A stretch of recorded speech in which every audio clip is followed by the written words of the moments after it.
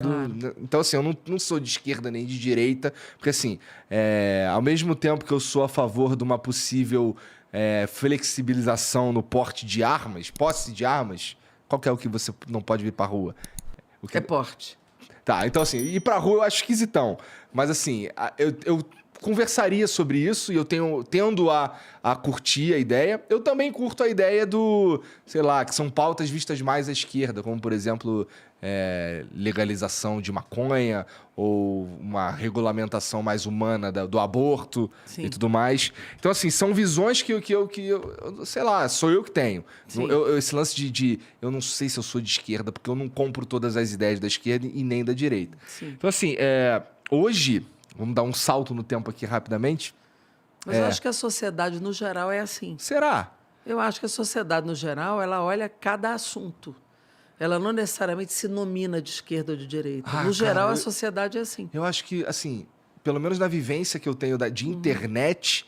Nossa, na internet, assim, parece que todo mundo tem tanta certeza. E uma galera que tem, eu percebo uma preguiça de pensar também, sabe? O cara, ele... o que o Lula falou? Tá, o Lula falou isso aqui, isso aqui, isso aqui, então tá bom, então eu concordo. Ou o que o Bolsonaro falou?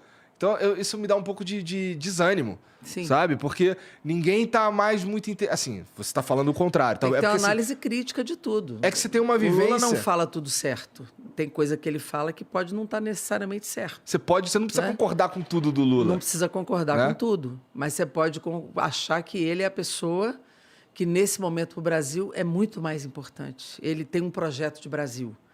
Mesmo que eu não concorde com tudo que ele diz, né? Objetivamente. Até porque eu sou de um partido diferente do dele. Senão nós estaríamos no mesmo partido. Ele é do PT, eu sou do PCdoB. Mas eu posso entender que hoje, para o Brasil, ele é a pessoa mais importante e que pode fazer com que o Brasil supere as dificuldades que vive hoje. Né? Mas você acha que ele é a pessoa mais importante porque o outro cara é o Bolsonaro? Ou você não acha que teria... Se você tivesse uma opção, tipo, é a Jandira que vai escolher o presidente do Brasil, tu ainda assim escolheria o Lula? Hoje sim. É? Hoje sim, sem dúvida. Mas por quê? Porque eu acho que o Lula tem uma vivência na presidência da República que lhe deu condições hoje de conhecer melhor o Brasil, de conhecer os problemas do povo brasileiro, de ser uma pessoa que internacionalmente tem uma grande articulação, de ser uma pessoa que já entendeu o papel do Estado brasileiro, que acumulou um nível de conhecimento hoje que nos permite, na situação que o Brasil está hoje, de superar o que precisa superar. Então, o Lula é um cara que dialoga, que conversa com todo mundo, conversa com o setor empresarial, conversa com os bancos, ele conversa com o movimento sindical, ele conversa com as mulheres, ele conversa com os movimentos sociais, conversa com todos os partidos políticos. Então, é uma pessoa que não tem preconceitos, né, mas que tem um projeto que foi construído coletivamente ao longo dos anos e que tem um núcleo de pensamento progressista. Então, hoje, a gente precisa de alguém assim, que consegue dialogar com todo mundo, né? E que consegue construir um projeto coletivo e, com a experiência que ele já tem, ele constrói uma posição de estadista, né? Uma posição que não é uma posição partidista apenas, mas é uma posição coletivamente construída. Ele tem uma experiência de 2 mandatos de presidente da República. O mundo o reconhece. Então, nós precisamos disso hoje, para superar o que nós já vivemos e que estamos vivendo nesse momento, que é muito grave. Tem algumas coisas que você falou sobre ele que eu não consigo discordar, sobre o fato de, por exemplo, conversar com um monte de setor, conversar com o banco, conversar com todos, com a maioria das pessoas. Mas, cara, eu tenho algumas questões com o Lula. Eu acho que a principal delas é o lance de, sei lá, ele me machucou, cara. Sabe, esse lance da Lava Jato, do Petrolão, caralho, isso daí foi meio foda. E eu vejo no Lula... inocentado em todos os processos. Cara. Inocentado, não. Inocentado. Não, ele tá na prática, ele tá inocentado. Não, tá inocentado. Mas inocentado em todos, já foi inocentado. Isso é recente, então? Tudo arquivado, tudo. Não, tudo porque o que eu vi é que as coisas foram anuladas e aí só não dá tempo de processar de novo. Não, alguns foram anulados, porque o Moro estava sob suspeição, então ele foi parcial no processo. E outros foram absolutamente inocentados, sem nenhuma prova, sem nada. Inocentado completamente. Tá. Então, assim, isso você que tá dizendo assim, eu não tô dizendo que você tá mentindo, tá? Não, mas é isso. Mas eu não tenho essa certeza toda. E, porra, vamos dizer que que de fato ele tenha sido inocentado e tudo mais, mas ele ainda tem uma máquina política que foi criada, de certa forma, ao longo dos 2 mandatos dele, mais o mandato da Dilma, mais a metade do outro mandato da Dilma e tudo mais, que, porra, eu tenho um pouco de medo de todo esse poder, sabe? Porque, assim, ele conseguiu criar... Ó, a gente tem, do jeito que eu enxergo hoje, a gente tem um cara que ele é muito incompetente, e ele é incompetente até pra roubar, sabe? Se ele for entrar numa de ser corrupto e tudo mais, que é o presidente que a gente tem. Mas o governo é muito corrupto do Bolsonaro. Sim, tudo bem.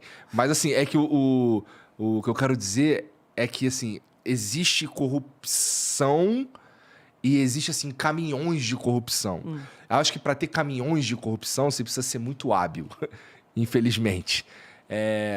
E eu não tô chamando ninguém de ladrão aqui. Apesar de eu não ter certeza se ele foi de fato inocente, você está falando, mas eu não vi sobre isso. O Lula, ele tem uma máquina à disposição dele que é eficaz pra caralho e pode ser virada pro lado errado. Então eu tenho um pouco de cagaço nisso aí, sim. Não, mas não tenha. Sabe por quê? Porque, primeiro, existe uma estrutura de Estado completamente capaz de apurar, de fiscalizar, e que foi montada por ele e pela Dilma. A independência do Ministério Público, da Polícia Federal, a estrutura da controladoria, a transparência, isso tudo foi montado por eles, não foi pelo Bolsonaro. Montado por eles. Não foi. Quem está aparelhando Polícia Federal, quem está aparelhando todas essas estruturas é o Bolsonaro. Até a ABIN, que é um órgão de Estado, eles estão dirigindo para não funcionar. Bolsonaro apagou o funcionamento dessas instituições. Apagou. Deu sigilo de 100 anos para os filhos, deu sigilo de 100 anos Isso é super para o esquisito. Pazuello, sigilo de 100 anos até para a ficha de saúde dele. Então, eles apagaram a transparência do governo.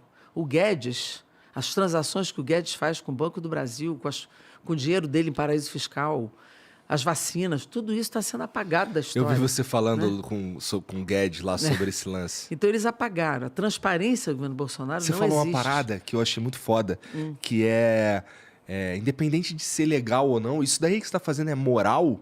Isso é um questionamento que eu faço. Ele é o ministro, né? Isso é uma coisa que eu pergunto, gosto de perguntar pro político, sabe? Porra, tava conversando com o Frota esses dias aí, e aí ele falou, alguém mandou uma pergunta sobre um churrasco que ele fez, aí eu sei lá onde é que ele botou o dinheiro de não sei o quê. Aí eu falei, porra... Aí ele falou, não, mas isso daí é totalmente ilegal, não sei o quê, eu não roubei nada. Então, cara, beleza, mas é moral? Moral, é importante o político ser idôneo moralmente, sabe? Ele não precisa só... dentro da legalidade, né? Então, assim, mais uma vez o Bolsonaro lá, o lance do... Quando ele perguntaram pra ele do dinheiro de... Auxílio moradia. Que ele falou que era pra comer gente, né? Então, assim, que não é... Assim, se você for olhar ali, não é ilegal. Mas, porra, malandro, é imoral pra caralho. É isso. Sabe? Então, assim, eu concordo contigo nesse ponto, que, assim, que é o lance de, porra, o político, ele precisa ser... Cara, ele precisa refletir as melhores coisas. A atitude na vida tem que corresponder ao seu discurso. No mínimo. No mínimo, né? Atitude na vida. Então... E aí, nesse ponto, o lance lá do... Tem umas paradas assim no Lula que eu não consigo engolir. Não tem prova. Eu concordo, tá? Eu escuto o Reinaldo Azevedo falando, o Reinaldo Azevedo que bateu pra caralho no PT, mas agora ele tá mais numa de, porra, ó, beleza, bati pra caralho no PT, mas, porra, eu revi e vi de novo a porra do caso lá, ele diz que não tem provas sobre o lance do Lula, tudo mais, o lance do pedalinho, o caralho, o lance do triplex lá, mas é muito esquisito. Mas o triplex nunca foi dele, nem da Marisa. Mas ele aparece numa foto lá. Mas ele foi ver, mas não comprou. Pediram para ele ir lá ver, mas ele não comprou. Ele foi ver, mas não comprou. Nem a Marisa comprou, não é dele, nunca foi. Esse que é o problema. A foto dele ter ido visitar para ver se ia comprar, nunca foi dele, não comprou. Esse é que é o problema, entendeu? Eles usaram a foto para dizer que era dele, que ele comprou, nunca comprou. Nem o sítio nunca foi dele. Então, assim, esse uso... Olha, toda vez que você quer derrubar um governo popular, você usa a marca da corrupção.